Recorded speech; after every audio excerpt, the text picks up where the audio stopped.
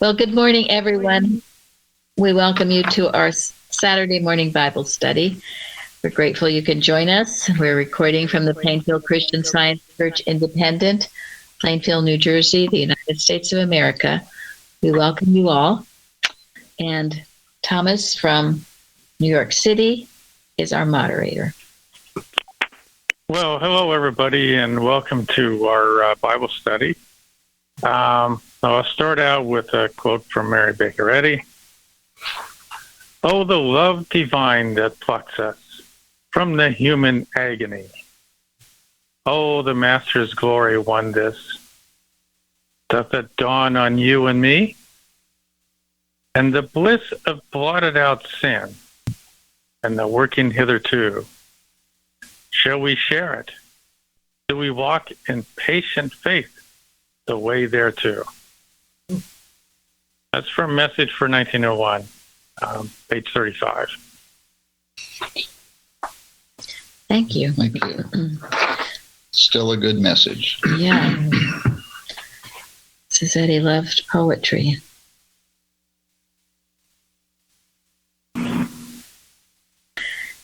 Certainly what happens in this Bible study. I love that. Patient faith, the way thereto. Yes. That's the key, isn't it? I like it in the Bible where it says, no one can be plucked out of God's hand. He'll pluck us and save us, but nobody can. Thank you.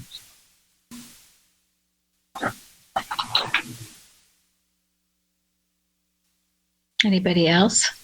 Anybody been plucked lately from the human agony? 8 years ago today, yes. Oh, wow. 8 years ago today. Goodness. June 5th. And it is wonderful. That works. This work, and we can share it. Yes, we're so glad you're here. Is that Karen? Yes. Yes, I was just going to comment that the where it says, and the bliss of blotted out sin. I know what that is, a wonderful feeling when you know that you don't have to hold on to guilt or any more things that you think you've done, and it's just such a wonderful feeling to know that love forgives and never knows anything about sin, or anyway, that's definitely bliss. That feeling of God never knew you other than his own perfect child. Thank you. Well, I think, and I can speak for myself, but I think it's true of everyone. We've all been plucked from agonizing circumstances. But then she asks the questions, does it dawn on you and me? And it's good to think back and remember. I mean, this is a good question for looking within. Do I remember that this has happened? Am I still grateful for it? And does the memory of it still burn alive and guide me today according to the light therein?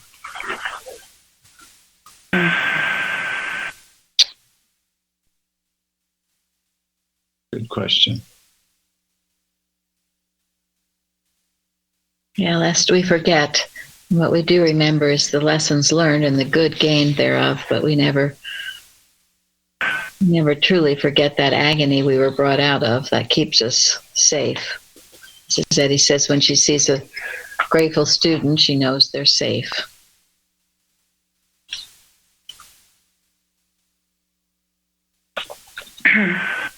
Okay, Tom, I guess we can move on.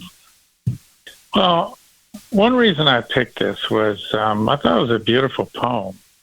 And I don't ever recall. I mean, maybe other Christian scientists have spent time studying this, but I don't ever remember studying this or talking about it or anything. But there's so much in these short 8 lines that we can learn, and beautifully written. Yeah. Very true. And one of the thoughts I liked in there was, shall we share it? I mean, so don't keep the good hidden to yourself, so to speak. Very, very true. No, it's a very complete, just those, as you said, 8 lines. It's amazing. Well, and Mrs. Evie was so wise in establishing the Wednesday testimony meetings, establishing the journal and the Sentinel, so that these things, and eventually the Christian Science Monitor, she covered all the bases. And that's part of what we need to do now as well. Now we've got the internet. Don't even need paper for that.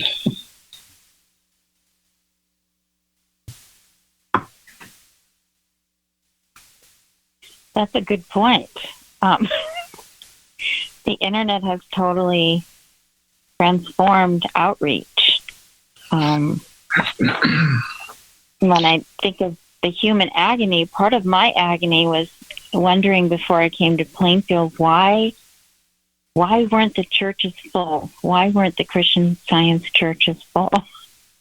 I agonized over that, but I never left science until I found my answer, and it was through the internet that I found Plainfield. So God bless the internet. But talk about plucking me from human agony and into the bliss of blotted out sin that I wasn't clear about, because we never talked about it in the Christian Science Church. But the Plainfield Church has just clarified the Christian Science teachings in a way that I never got in any of the branch churches. So thank you. Thank you for this poem. Thank you. Yeah, really. No, it is beautiful, and it does capture this whole Bible study in 8 lines. Good choice. Oh, thank you. I thought it tied a lot into what we're talking about today. It does. Perfect. Plucking us from human agony. Yes.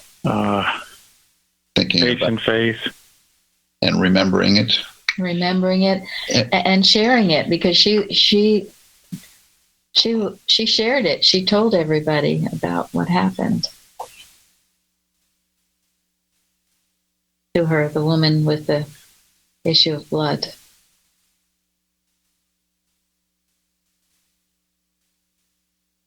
Otherwise, we have it today to be studying it. So, okay.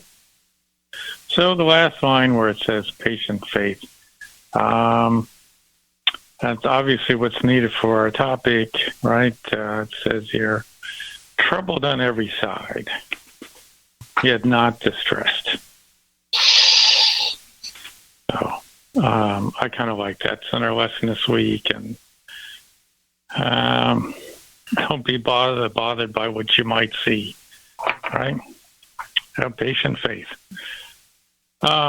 Beautiful. So our Bible readings, there was a story in our lesson this week, and it's actually in 3 of the Gospels, Matthew, Luke, and Mark, and so I thought it'd be interesting to read this story sort of like as complete as it can be in the Gospel, and because we bring in different things like Jairus, the ruler of the synagogue, which was not in the lesson, but we learned these little facts about it. But it's the same story in all 3 places. So our first question is, Jairus, now there's no one can seem to agree on how to pronounce his name, so if someone has a different preference, that's okay too, okay? So Jairus was a ruler in a synagogue in Galilee. While it is not known which synagogue, some commentators think it could have been Capernaum. What is known about the synagogue in Capernaum?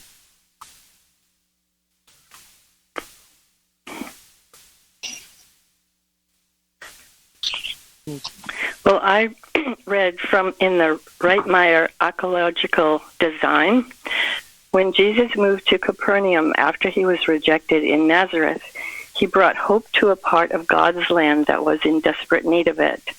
The dark basalt stones around the Sea of Galilee that were usually used in building were a tangible expression of the darkness felt by, quote, the land of Zebulun and the land of Nephilim, by the way of the sea beyond Jordan, Galilee of the Gentiles.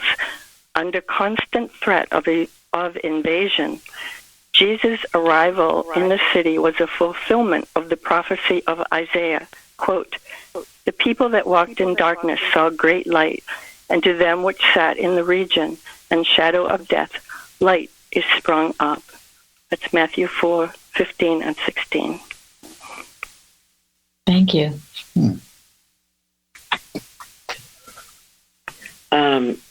Another thing about they referred to it as the Black Synagogue, speaking of the rocks that Dale was just talking about that were in the area. There was, I'm not sure if it's speculation or if it's true, that this may have been the place where the centurion who loved Israel built a synagogue for the people. And that may have been the synagogue that the Jairus was ruler of.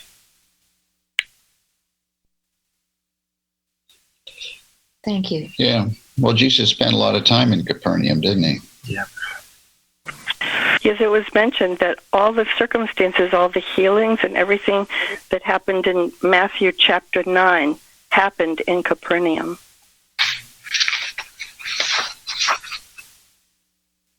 Yeah, so about the centurion who built the synagogue in Capernaum, that's in Luke chapter 7. So if you look at verses 1 through 5, talks about this centurion. And then I read a commentary, and it said possibly there was more than one synagogue, so maybe he built the one that's at this site, maybe he built another one, but not really sure. But it does say that a Roman centurion built the synagogue in Capernaum, which is quite fascinating when you think about it. Yes, thank you. Yeah, and you also, the notes that you sent were, that there was a synagogue on top of a synagogue, right? In the original. Oh yeah. So today there's the remains of an absolutely gorgeous synagogue. It's a white synagogue. It was just, I understand it was, just a beautiful, beautiful synagogue. I don't know if anybody looked it up on the history of when they found this and all that sort of stuff. Would like to talk about this. I read that was dated to the late 4th century A.D., and it was a dazzling white limestone. It was built on top of the foundation of the basalt stones. Yeah, and the original synagogue underneath was actually the one where Christ Jesus did preach and heal, and they don't want to tear down the one on top of it. So, but and also Tom was telling me that town Capernaum also has the home of Peter, and if we ever do take a trip to Israel together, we'll visit that city. It'll be fascinating. It was known as his own city, Capernaum, his own city, meaning Christ's own city. Go ahead. Yeah, it's quite awesome. So I was there. The remains they're awesome when you look at them, and then there's Peter's house, which apparently they kind of turned into some sort of meeting room or church or something later. But those are the two main sites there, Peter's house and this. They debate a lot when it was built, but this 4th century synagogue. And it's, overlooking the Sea of Galilee. Thank you. Yeah. If any of you looked it up, the pictures of it are beautiful. Yeah. Yeah. That was interesting. Bruce and I were talking at the beginning, but in Thomas's notes, they mentioned that the ruins of the Great Synagogue were first identified in 1866. And Bruce was talking about, how many things we don't know came to light, that kind of enlightenment during where we're Mrs. Eddy. In 1866. Yes. That's true. Her thought is elevating. And uncovered what needed to be uncovered. Mm-hmm. We got some notes from Jasmine, who wrote, today known as Capharnaum, an ancient city on the northwestern shore of the Sea of Galilee. In 1905, excavations confirmed that this place was Capernaum, recognized as Jesus' second home, then part of Palestine. And it was where Peter, Andrew, and Matthew were chosen, and was the city where many of Jesus' healing demonstrations took place. Capernaum was a city of materiality to which Jesus presented as the advocate of compassion, mercy, wisdom, and divine love. The duality between Jesus' teachings and healings became highly controversial in Galilee. So, anyway, that was interesting. Thank you for everyone who sends in interesting articles about whatever, the Bible study or whatever. So, okay, Thomas, any more on that? Yeah, when I was looking at the research, one of the people commented that it was in this synagogue that Jesus taught how important it was to be as a child. I thought, well, this is significant that in fact this happened in the synagogue, which is considered a very important place. And I think that it points how important it is, the message of this teaching, to be as a child, receptive to good, and wasn't just something that was just entertaining for children or whatever, but profound message for everyone. Yeah, it's a requirement to enter into the kingdom of God, to be childlike, not childish, but childlike. Well, and that makes sense because Capernaum was a fairly good-sized city in those days. I mean, it was had a military, it had businesses, and a lot of, a certain amount of wealth was there.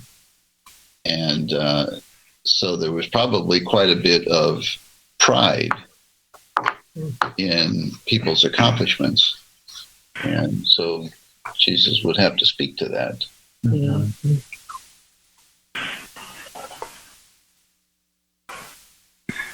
So in a sense, Capernaum became like a home for Jesus, because we know that Nazareth rejected Jesus, but thought something interesting. There's a Mount Precipice, which is outside of Nazareth. So this is how much they rejected him. They wanted to take Jesus up on this mountain, throw him off, but he escaped that, and then he went to Capernaum. Wow. So, and today they have something called the Jesus Trail, so you can walk from Nazareth to Capernaum. I think it takes like 4 days.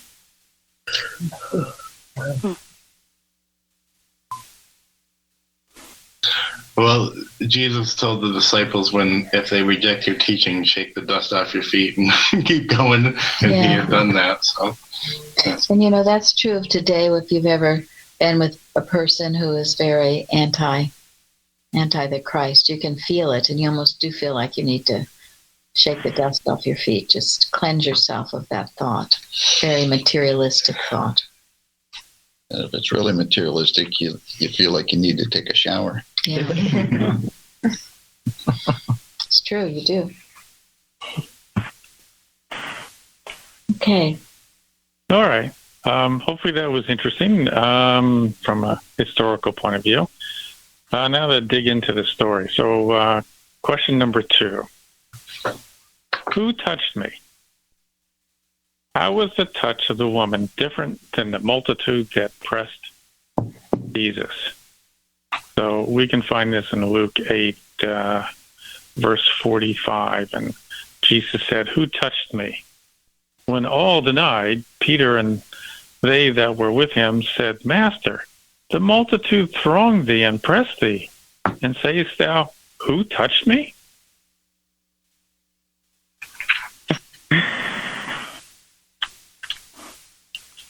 Mrs. Eddy has two references, one in Unity of Good, where she says, when Jesus turned and said, "Who hath touched me?" he must have felt the influence of the woman's thought. For it is written that he felt that virtue had gone out of him. His pure consciousness was discriminating and rendered this infallible verdict. But he neither held her error by affinity nor by infirmity, for it was detected and dismissed. And then in regards to the in Science and Health, she says the multitude. Jesus once asked, "Who touched me?" Supposing this inquiry to be occasioned by physical contact alone, the disciples answered, "The multitude thronged me." Jesus knew, as others did not, that it was not matter, but mortal mind whose touch called for aid. Repeating his inquiry, he was answered by the faith of a sick woman. His quick apprehension of this mental call illustrated his spirituality. The disciples' misconception of it uncovered their materiality. Thank you. And I think that's the answer to the question, right? Yes. That talks about reading thought. Yeah. Right? Mm-hmm. And she was very... The woman was reaching out to the Christ, the healing Christ. She was desperate, and she recognized Jesus not as a person, but as the healing truth that would help her. Whereas I think the multitude were probably reaching out to him almost in an idol worship sense. They saw Jesus as a person, and that's what the difference was. Yeah, I felt that he had to make a distinction. It wasn't a faith cure. He couldn't just take his coat and put it somewhere and have people come and touch it, and then they'll be healed, kind of a thing. It's important that the right cause is acknowledged. Yeah. No, her touch was a deep cry for help and a strong faith that it was there. Yeah. Whereas the multitude, were still in the human mind. They were curious, but but the woman who touched him with a strong faith that there was something very special. And she had been to many physicians. And so she had given up to that extent. And when she saw Jesus, she just knew to just touch him. Mm-hmm. Blessed are the poor in spirit. Yeah. It is sometimes in all other help has failed you, but then you're ready and receptive, which is what Fairley is saying. It implies she was wealthy. I mean, she'd gone to all kinds of doctors. I think it was also important that Jesus, despite the fact that he was going to Jairus' daughter was, on the point of death, he stopped to turn and not only revealed to her, but everyone else, that it wasn't just the touch of the garment, his garment, that healed her. It was her faith. And he pointed that out for everybody around to see that that's what healed her. It wasn't the physical touch. Good point. He was always teaching, wasn't he? Mm-hmm. Yeah. That's a really good point. So he perhaps was teaching what the other people were thinking or maybe not thinking, right? Yeah. They didn't have the same faith. Mm-hmm. Also, he felt her heart, a bit like when Mary Magdalene washed his feet with her tears. Yeah. She was considered unclean by the Jewish people of that time, and Jesus didn't accept that. He knew, he accepted her faith. Thank you. Yeah, the article, The Woman Who Touched the Hem of His Garment, which was a lot of interesting points, and one that goes with what Fairley said, and it also goes with the poem from the human agony, because her condition, first it said she was so in such great need. It was debilitating, this idea, because if you were bleeding in ancient Israel, what did that mean? Unclean. You were unclean. Yeah, she couldn't go to the synagogue or anything. No, she couldn't go any place. Yeah, so she came out to find Jesus. Yes. It's amazing. Yeah. You weren't allowed. She wasn't even supposed to be touched. No, nobody was to touch her, and yet she went through a crowd, but she wasn't to be touched by anybody. That's exactly right.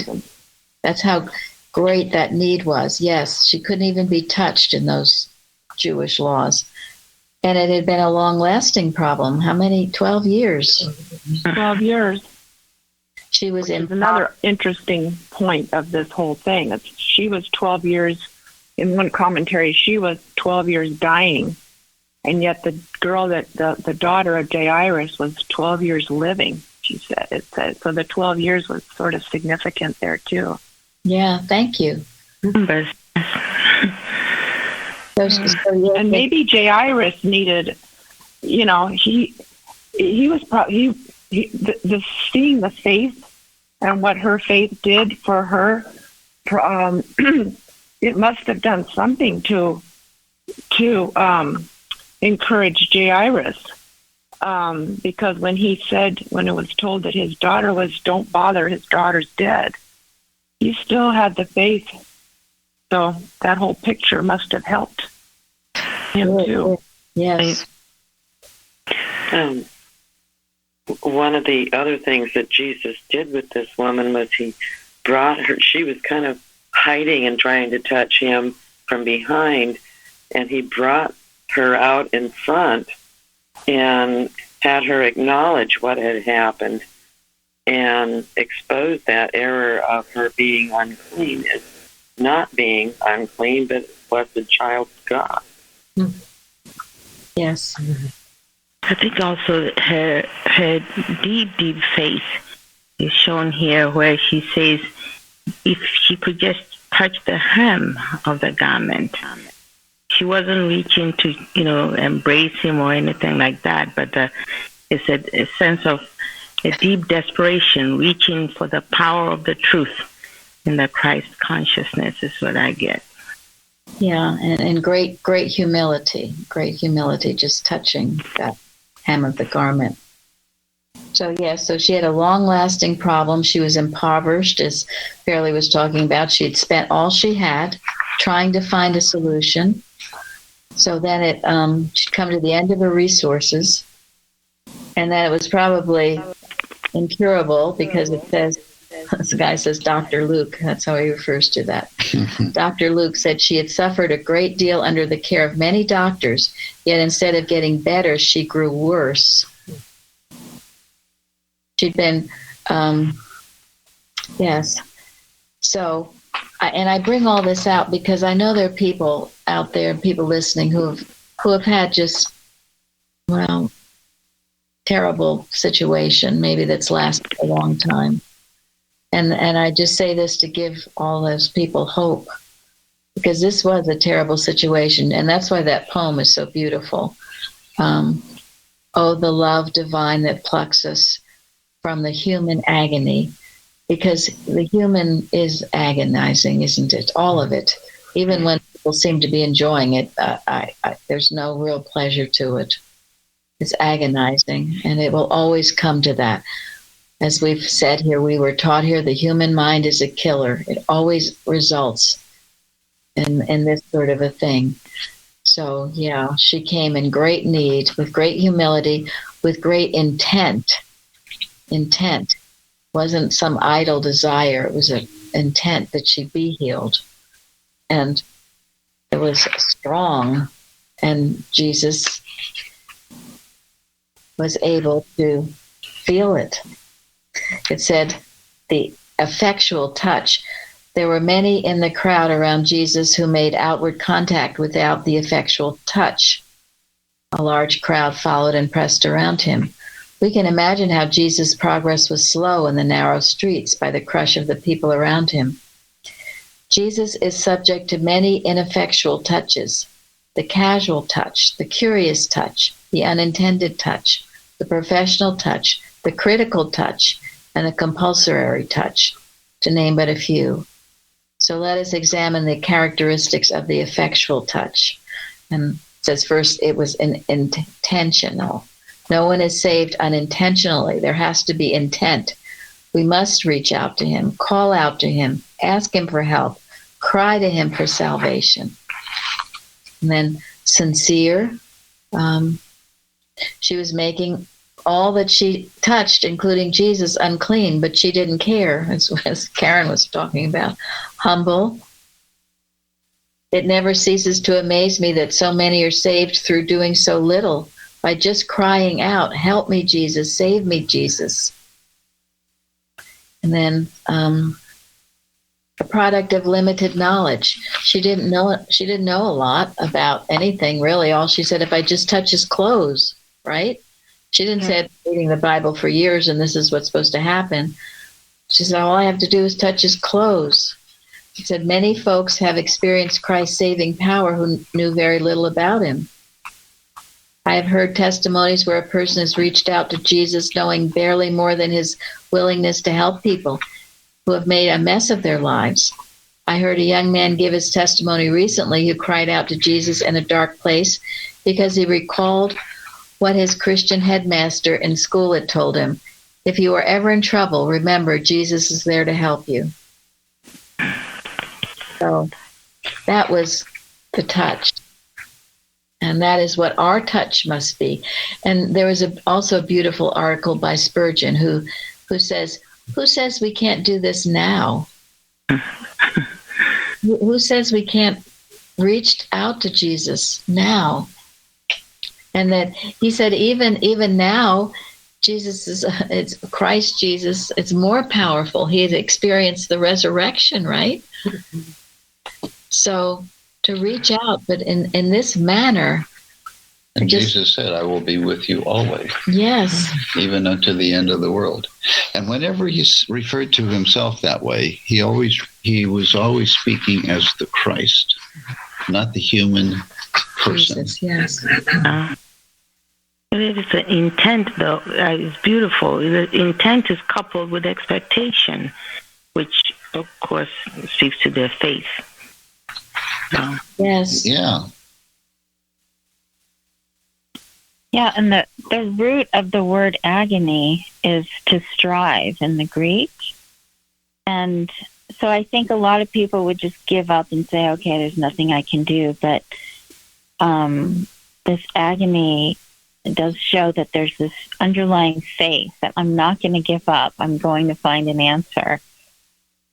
And that's kind of how people do find the Christ, is that they know their spiritual sense is telling them there is something there, and they keep striving to find the answer, and then they discover the Christ. Thank you. Yes. Yes, Spurgeon said. I also found it. I also found it in. No, go on. No, go ahead, Karen. I found it also interesting that when he said, "Your faith has healed you," he said, "Daughter, your faith has healed you," and it's the only time he ever said that. And being the daughter that he's going to follow Jairus as his daughter is dying. And so I thought the word daughter, we're daughter of the King. We're daughters of sons and daughters of God. I thought that was, I liked how that, the significance there of the two daughters, but there's only one daughter, and that's the daughter of the King. Yes. And it also expresses the compassion that he had for her, doesn't it? Yeah. To think of her as a daughter. That was the love that poured forth. So Spurgeon says, such a touch as hers may be given to Jesus at this good hour. We cannot by our finger literally touch his mantle, but there is a spiritual touch that can still be given to Christ, which will draw virtue out of him, so that all our spiritual diseases shall straightway be healed. This contact is not always described in the scripture as a touch. Sometimes it is represented as hearing. Incline your ear and come unto me. Hear and your soul shall live. Sometimes this contact is described as being formed by a look. This is the favorite symbol. Look unto me and be ye saved, all the ends of the earth. And then, you say, but I do not know how to get into contact with the Savior. The best way, the only way, is believing in him. If you tonight say in your heart, I trust Christ to save me, there is immediately a contact between you and Christ of the right kind. You are trusting one, and he is the person trusted in. There is a point of union between you and Christ, and this will save you. If your faith is only as a grain of a mustard seed, if it is genuine faith, it shall work in you the cure of your soul's disease, and you shall live unto righteousness. So I just think that's so beautiful. It doesn't matter what agony you're in. And if all else has failed you, there's recourse, always there for you. And it does work, as was proven, and is still being proven.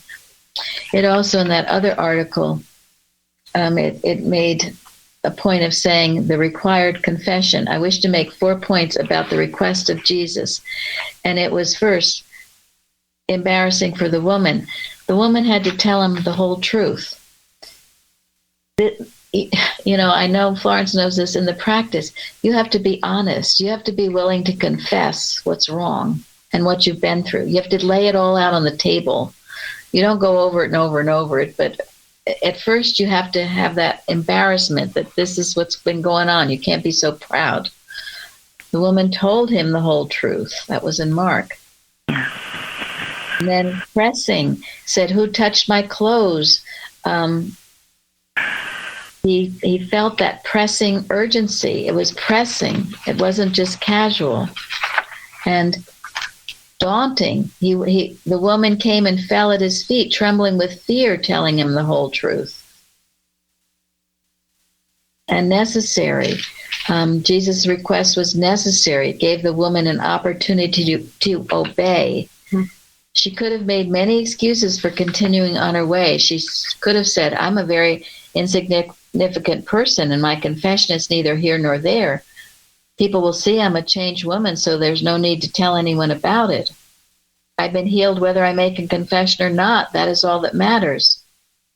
But it was vitally important that the woman obeyed Jesus, because in so doing, she was not only affirming that he was her Savior, but also her Lord.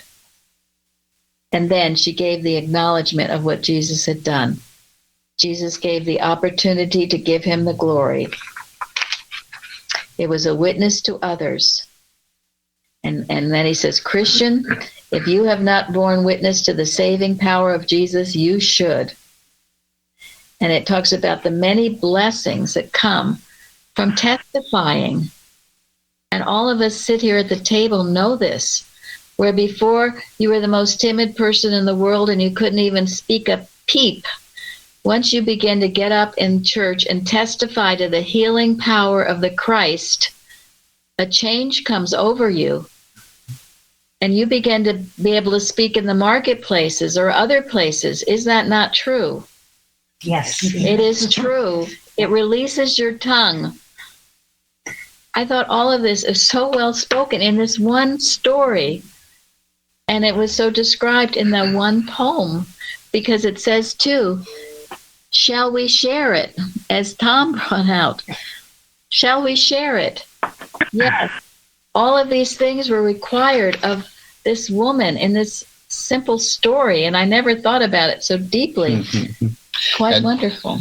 And Jesus even had to instruct his own disciples about this point, didn't he? Yes. He said, "You're going to come before kings and councils, and don't worry about what you're going to say. God will give you the words when they're needed. So just don't shy away from testifying." The more you share it, the more your faith in what has happened, I feel. Yes, it increases. It increases. And it also gets into your memory, so you'll never forget it. You know how, even if you read something, if you share it with someone right away, don't you remember it a lot better than if you don't? Yes. Sure. Share it, give it.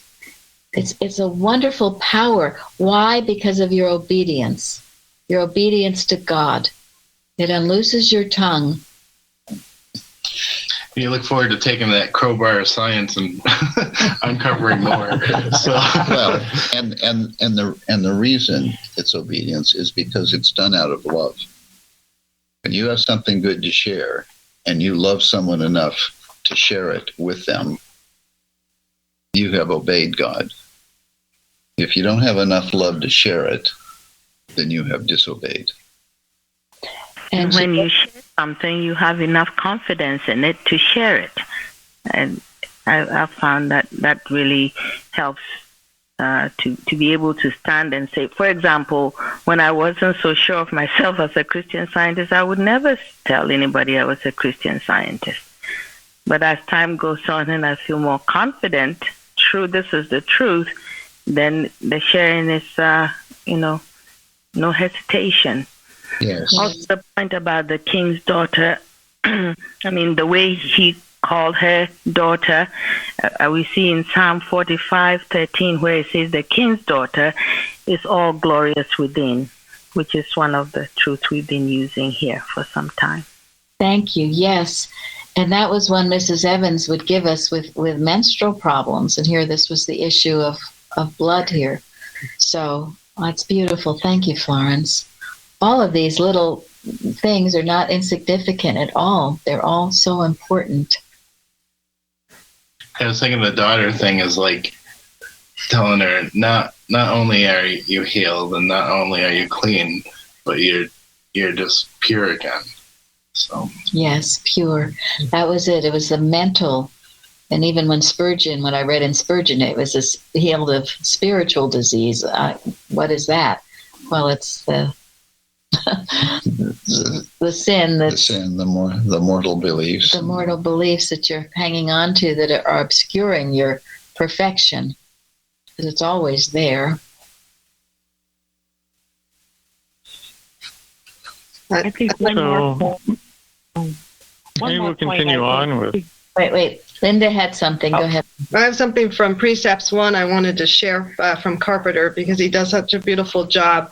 And it's more from, I think, thinking about how Jesus felt the thought. And it's quote, "There was one thing Mrs. Eddy had which they lacked." And he's just talking about her students. "This was responsible for their inability to follow her to any considerable degree. They did not have the same love for humanity that she did. They did not have the cry of the sick, the sorrowing, and the sinner in their ears all the time as she did. While she realized that she had the remedy with which to help them, she constantly heard the cry of the poor, the sick, the unhappy, the sinner, and out of the wealth and overflow of her demonstrations, she ceaselessly fed them, as Joseph when he was the custodian of the grain which he had gathered during the 7 years of plenty in Egypt, fed the nations who were starving during the 7 years of famine. This was the reason for Mrs. Eddy's growth. Students today do not grow faster because out of their abundance of spiritual good, they do not realize that much of what they have been given them was for the purpose of sharing, not withholding. Lack of giving will always stultify growth. But I just thought that was... That's beautiful. I love that. Yes. Very good. Yes. So true. And that's a basic principle we've learned here. You can't just take this for yourself. It's all about, shall we share it? As the poem said. Yes, we shall. Oh, who else was trying to... Karen or someone? Well, there was one more point I thought was interesting too, or important here, is that despite the fact that everybody around sees these people, the issue of blood, as unclean, she was worthy. She felt a worthiness. She was of being healed. So she had to have some sense of that before she could be, before the healing too, was her sense of worthiness to be healed. Thank you. Yes, many people say they don't feel worthy. You're a child of God, so you have to get past that to know you are worthy and you are loved. And an article Carrie had sent too is about, I think, called Along the Way or something, but it brings out the fact that Jesus did all these healings. He's just walking from one place to the next, and it's on the way. He was always ready to meet that need and the call, as was read by Linda about Mrs. Eddy. And we should be too. If the call comes, wherever we are, in the grocery store or on the train or wherever we are we ready to meet the call? Are you hearing that voice? Or are you too busy with your own plans of the day? Troubled on every side, yet not distressed. Right. Okay, Thomas. All right. Well, so question 3. Weep not. What can be learned from what Jesus said when he arrived at Jairus' house and after Jairus' daughter was healed? Weep not.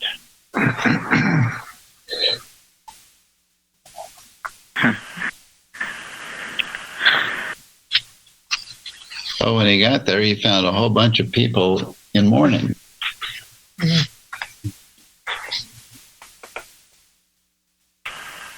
Well, Jesus knew that healing would take place. So do not weep. Yes, confidence. Well, I think it also addresses the sincerity of the weeping, because he says, weep not, she's not dead, but is asleep. And then they laughed at him. So in one statement, they went from weeping to laughing, which makes you wonder what was the mental state that was going on there. Well, I think that was the point. What was that, Florence? No, I said both are on the side of error. First, they're over there weeping, believing that she's dead, and then now, laughing him to scorn, disbelieving what he's about to do.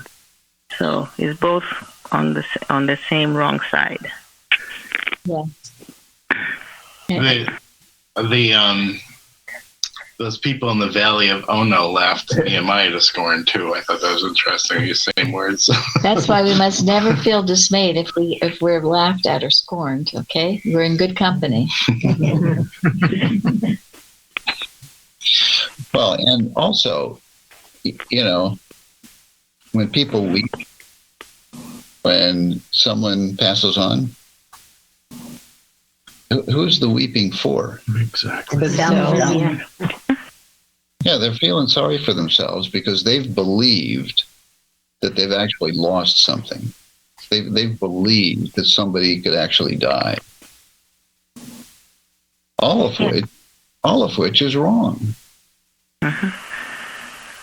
False beliefs, mortal thinking. I guess it would be the same as if you went to the doctor and the doctor gave you some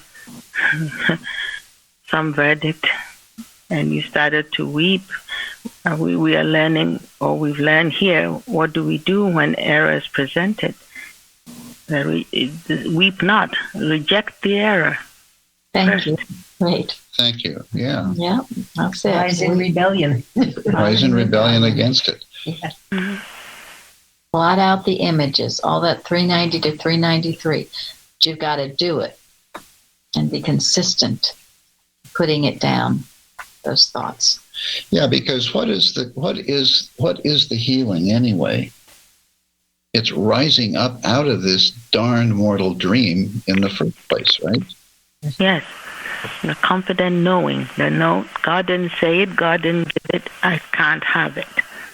And that is what heals.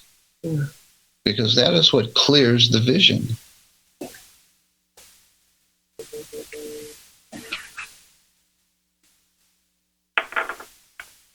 Being depressed never helps, does it? Like I've said, if it would help you, go ahead and do it. But it doesn't help you.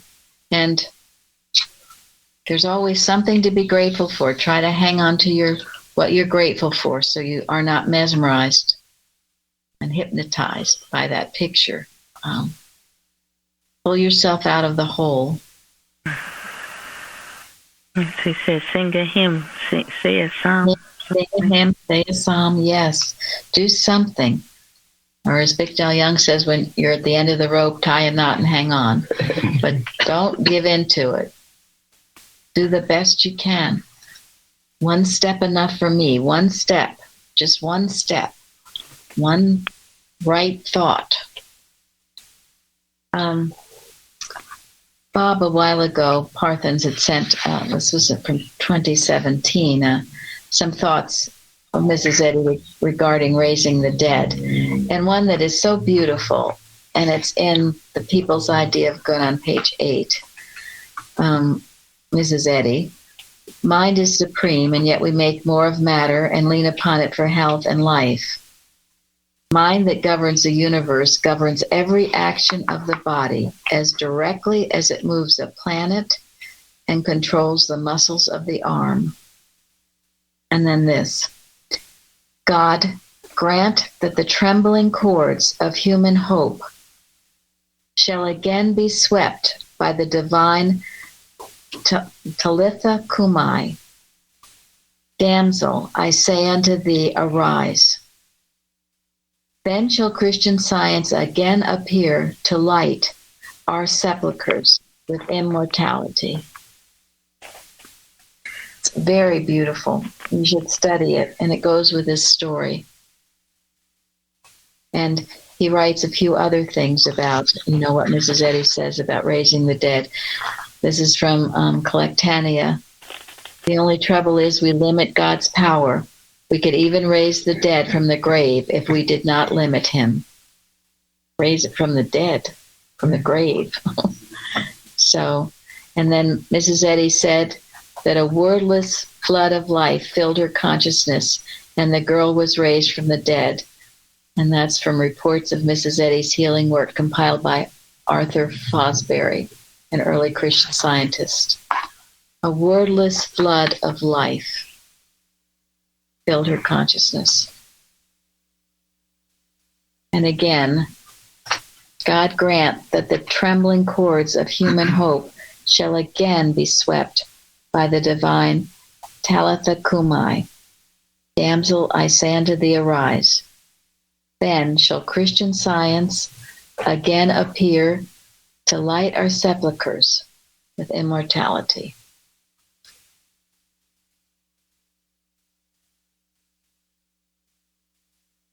A beautiful statement. Weep not, and then damsel, arise. And both instances bring out Christ Jesus, bringing out despairing thought, human agony. Oh, the love divine that plucks us from the human agony. It's what the Christ does and is still doing. Karen? Well, I looked up that meaning of Talitha Kumi, and it said it's a wonderful Talitha is a term of endearment. It is etymologically related to a word that can also mean lamb. So Jesus' use of this term, coupled with his taking the little girl by the hand, provides an image of compassion and gentleness. The Good Shepherd is lovingly gathering the lambs in his arms. My little lamb, he says to her as he restores her life. It's time to get up. That's beautiful. Put that on the forum, Karen. That's so beautiful. Thank you. Okay. Well.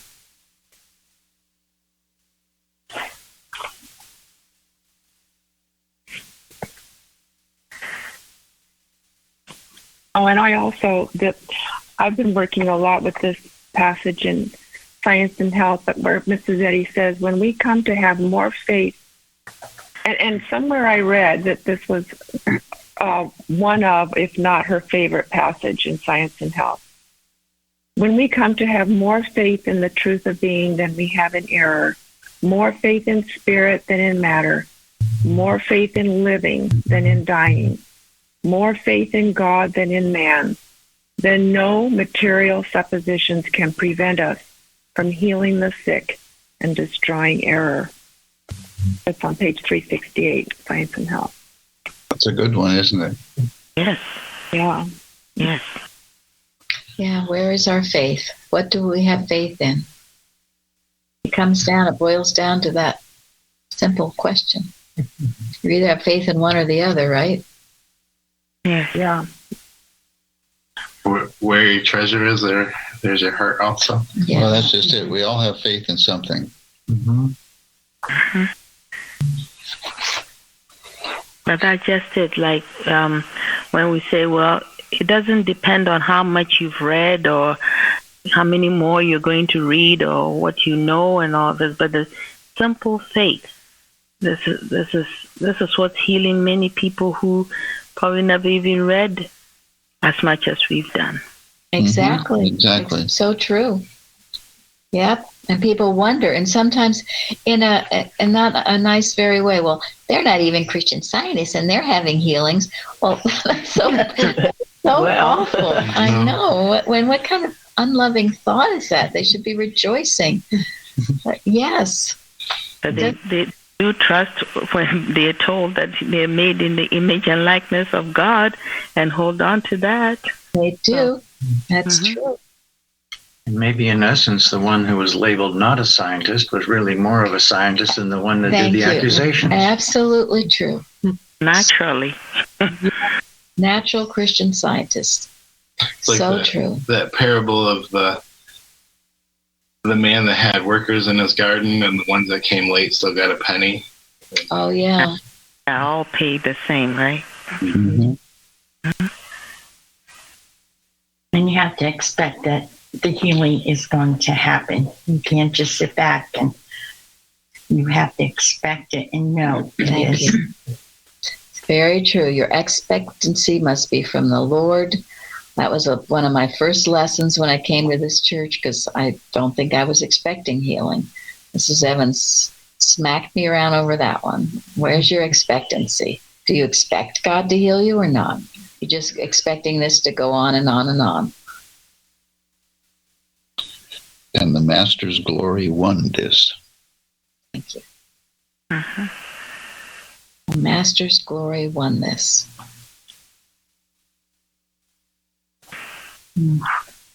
Doth it dawn on you and me?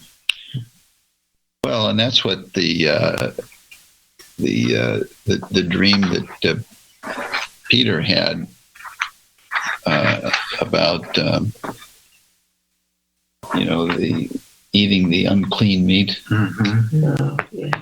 When he realized that, well, wait a minute, the Gentiles have every right to this truth, as do the Jews. Mm-hmm.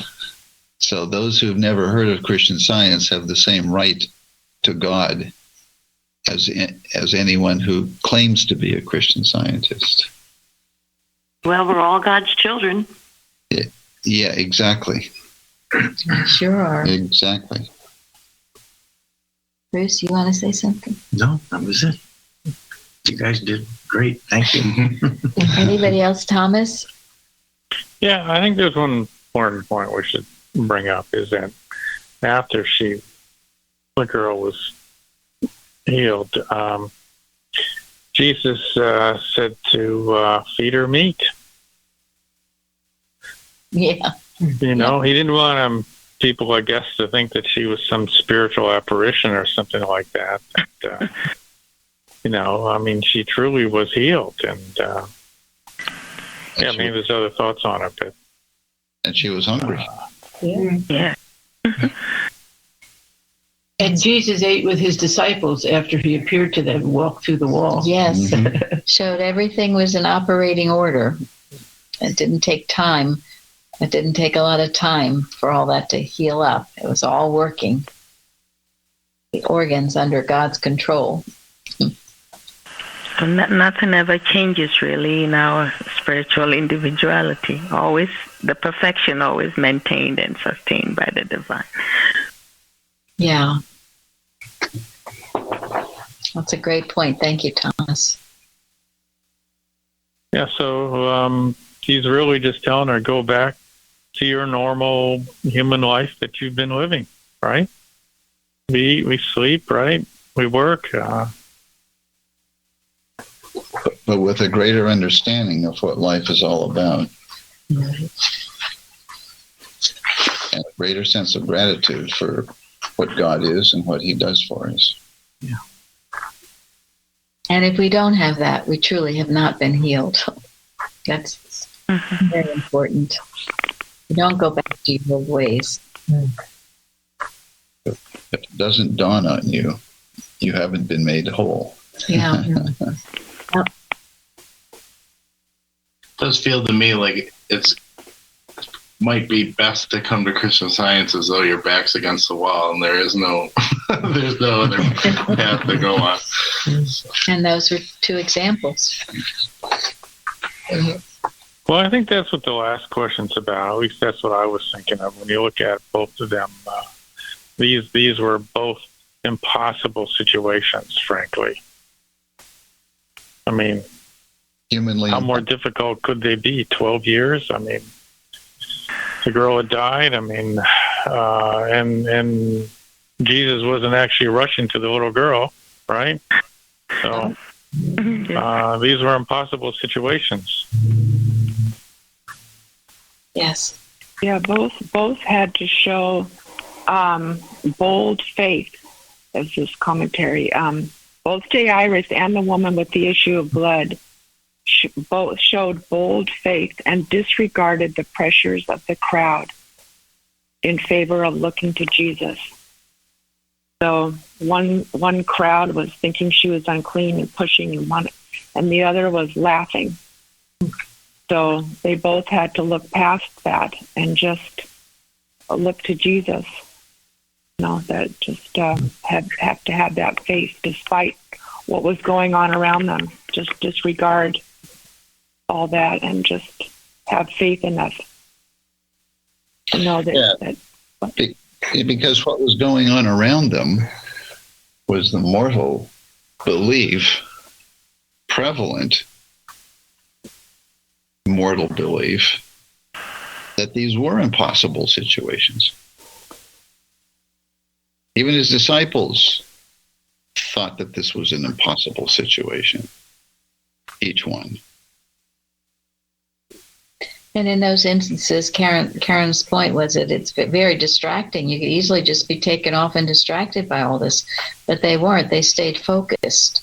It's very important for healing and also to be the healer, the one that's being used by God, that you stay focused and don't get distracted by all this fault or all that's going on around you, because there will be.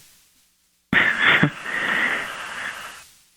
was really impressed with the spiritual sense. You know, Jesus is our way shower, his spiritual sense, who saw things that nobody else could.